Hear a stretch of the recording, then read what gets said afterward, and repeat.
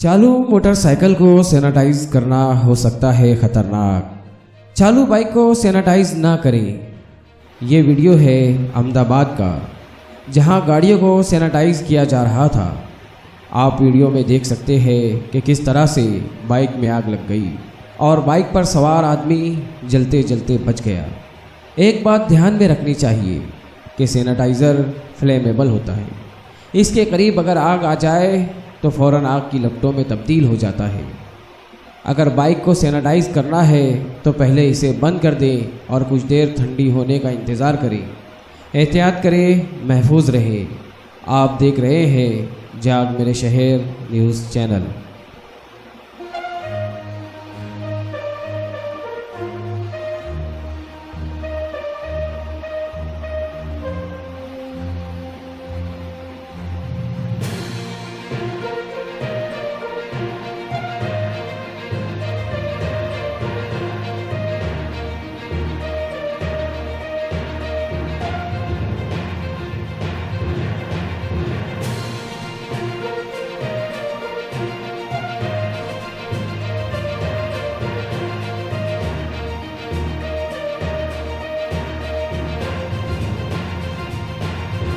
ऐसे ही अवामी बेदारी वाली न्यूज़ के लिए हमारे YouTube न्यूज़ चैनल को लाइक, सब्सक्राइब और बेल आइकॉन को प्रेस करना ना भूलें।